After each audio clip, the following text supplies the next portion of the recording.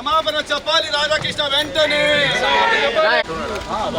జై జగన్, జై జగన్, జై జగన్, జై జగన్. వర్ధిల్లాలి పూజ్యపల్లి శివన నాయకత్వం, వర్ధిల్లాలి పూజ్యపల్లి శివన నాయకత్వం.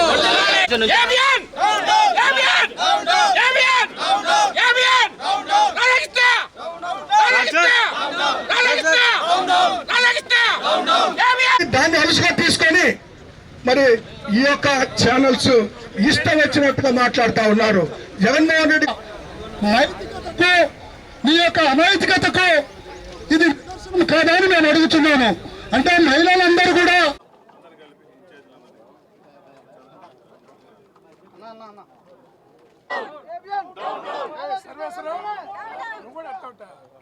చెప్పాలి, మా నాయకులకు క్షమాపణ చెప్పాలి. ముఖ్యంగా ఇతర రానున్న రోజుల్లోనైనా కూడా మీరు మా బాగా తెలుసుకొని బూత్ ఛానల్ ఏబిఎన్ వెంటనే నిషేధించాలి. బూత్ ఛానల్ ఈ రోజు మేము అడిగేటువంటిది న్యాయ సమ్మతమైన కోరిక. మా ఎంబటి రాంబాబు గారు ఫ్లోలో ఒక్క మాట అని మళ్ళీ ఎమ్మడినే క్షమాపణ చెప్తే ఆయన ఇంటి మీద దాడి చేశారు, ఆయన అరెస్ట్ చేశారు. మా పేరుని నాని గారు కానివ్వండి, మా రోజమ్మ గారు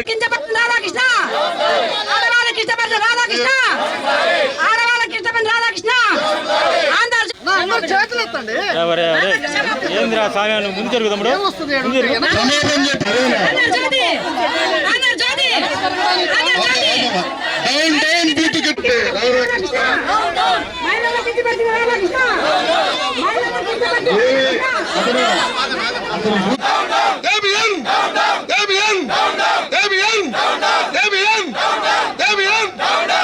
రాధాకృష్ణ వెంటనే క్షమాపణ చెప్పాలి. రాధాకృష్ణ మహిళలను కించపరిచిన రాధాకృష్ణ, మహిళలను కించపరిచిన Radhakrishna, APM Krishna, APM APM APM Andhrajyothi Andhrajyothi Andhrajyothi Andhrajyothi. బూతుగిట్టు రాధాకృష్ణ వెంటనే క్షమాపణ చెప్పాలి ఆంధ్ర రాష్ట్ర మహిళలకు. డౌన్ డౌన్ బూతుగిట్టు మాటలు క్షమాపణ చెప్పారు. వీళ్ళు ఎందుకు క్షమాపణ చెప్పరు? వీళ్ళు క్షమాపణ చెప్పి తీరాలా? ఒకవేళ చెప్పగా 2 రోజుల క్రితం ఏబిఎన్ న్యూస్లో రాధాకృష్ణ తొలి పలుకులని చెప్పేసి ఈ రాష్ట్రంలో ఉన్న వైఎస్ఆర్ కాంగ్రెస్ పార్టీ మహిళల్ని కించపరిచే విధంగా అసభ్య పదజాలంతో మాట్లాడటాన్ని పూర్తిగా వైఎస్ఆర్ కాంగ్రెస్ పార్టీ తరఫున అభ్యంతరంగా వ్యక్తం చేస్తున్నాము. చాలా బాధాకరంగా ఉంది.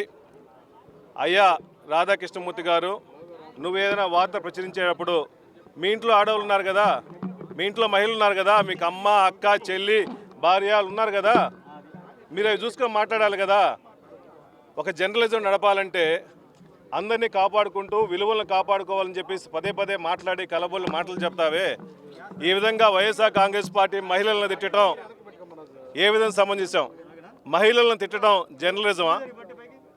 దయచేసి మీరు దీన్ని పూర్తిగా ఖండించి క్షమాపణ చెప్పాలని చెప్పి వైఎస్ఆర్ కాంగ్రెస్ తరఫున డిమాండ్ చేస్తున్నాము.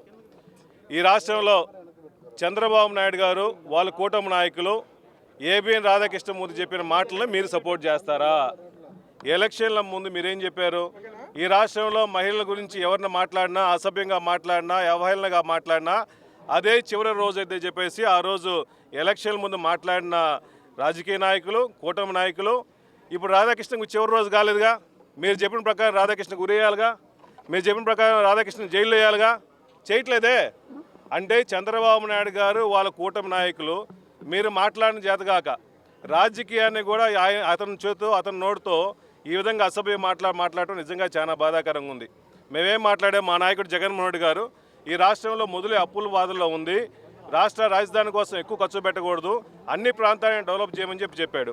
మీరు చెప్పిన అమరావతి ప్రపోజల్లోనే మీరు చెప్పే గుంటూరుని, విజయవాడని, అదేవిధంగా మంగళగిరిని కలుపుతూ మా నాయకుడు ఒక మంచి ఆలోచన, మచిలీపట్నం పోర్టు సిటీగా ఉండి మచిలీపట్నం జగన్మోహన్ గారు ముఖ్యమంత్రిగా ఉన్నప్పుడు వేల కోట్ల రూపాయలు పోర్టు డెవలప్ చేశాడు. కాబట్టి ఒక పోర్టు సిటీగా డెవలప్ అయితేనే ముఖ్య ఆలోచనతోనే ఈ రాష్ట్రంలో ఆ క్యాపిటల్ డెవలప్ అయితే ఫండ్స్ బాగా వస్తాయి, డెవలప్మెంట్ బాగుంటుంది ముఖ్య ఉద్దేశంతో మావిగన్ అని చెప్పాడు.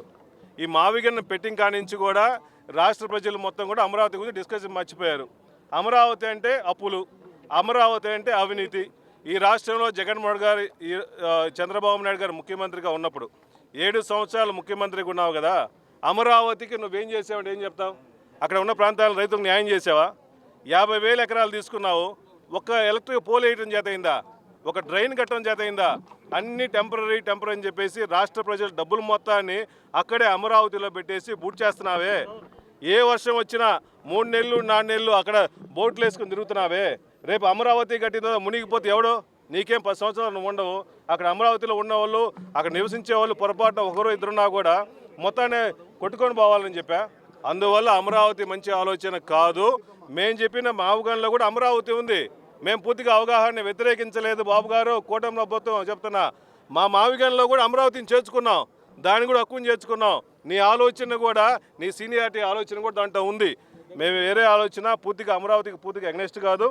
మావిగన్ అయితే పూర్తిగా డెవలప్ అయింది, సెల్ఫ్ సస్టైన్ డెవలప్మెంట్ అవుతుంది కాబట్టి మంచి ఆలోచన చెప్పాం. కాబట్టి దీనికి అన్నిట్లో కూడా దీన్ని మావిగన్నే డైవర్ట్ చేసుకోవడం కోసం ఏబిఎన్ గారు ఈ విధంగా మహిళల్ని కించపరిచి మాట్లాడటం పూర్తిగా చాలా బాధాకరంగా ఉంది. అటు ఏబిఎన్ రాధాకృష్ణమూర్తి గారు కానీ కూటమి నాయకులందరూ కూడా మా మహిళా లోకాన్ని మొత్తానికి క్షమాపణ చెప్పాలని వైఎస్ఆర్ కాంగ్రెస్ తరఫున డిమాండ్ చేస్తున్నాం. Thank you. కృష్ణ ఈసారి తెనాలి వచ్చింది. 2029లో మన పార్టీ వచ్చింది. అప్పుడు తిరణాల్లో కొట్టినట్టు తిప్పి మా మహిళలందరూ కలిసిమెలిసి తిప్పి కొడతారు. ఏ విధంగా కొడతారో ఆ రోజు తెలుసుద్ది. ఈ రోజు మా మహిళలు అంటాం మీ మంచి పద్ధతి కాదు. ఏబిఎన్ ఛానల్ వాళ్ళ పత్రికలు రాసుకోండి, వాళ్ళ ఛానల్ చేసుకోండి, కానీ మా వైఎస్ఆర్ పార్టీ వాళ్ళని కానీ, మా జగన్మోహన్ రెడ్డి గారి ఫ్యామిలీని కానీ, మా వైఎస్ఆర్ పార్టీ మహిళలను కానీ ఎవరినన్నా కూడా మేము సహించము.